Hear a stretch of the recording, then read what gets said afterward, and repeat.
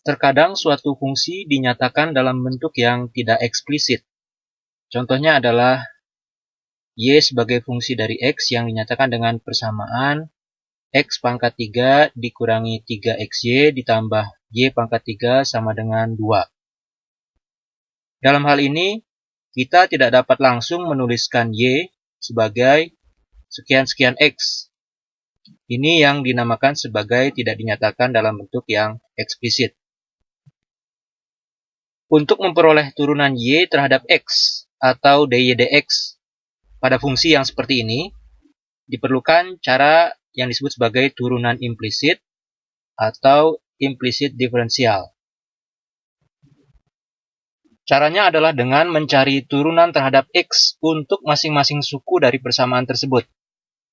Jadi misalnya untuk bentuk fungsi implisit tersebut, yaitu X pangkat 3 dikurangi 3XY ditambah Y pangkat 3 sama dengan 2. Bila kita cari turunan terhadap X untuk masing-masing suku akan diperoleh sebagai berikut. D dx dari X pangkat 3 dikurang D dx dari 3XY ditambah D dx dari Y pangkat 3 sama dengan D dx dari 2.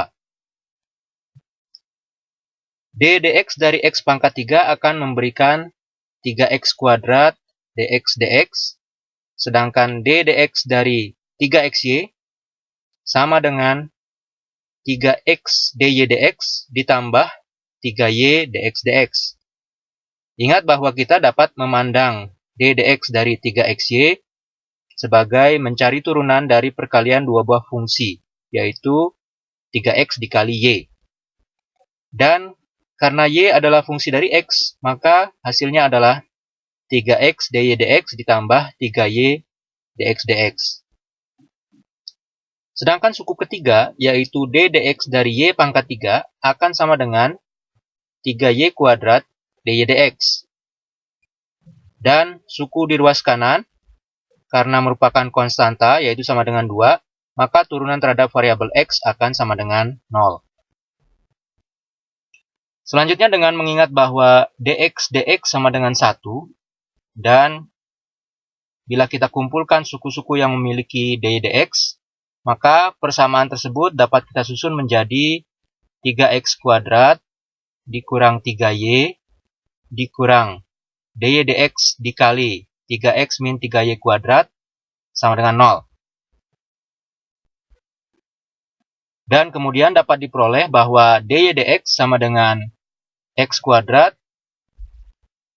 min y dibagi x min y kuadrat.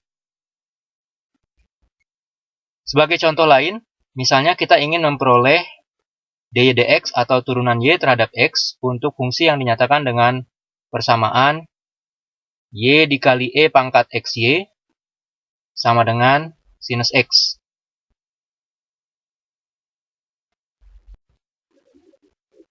Pertama, kita diferensialkan kedua ruas terhadap x, artinya d dx dari y kali e pangkat xy di ruas kiri, dan d dx dari sinus x di ruas kanan.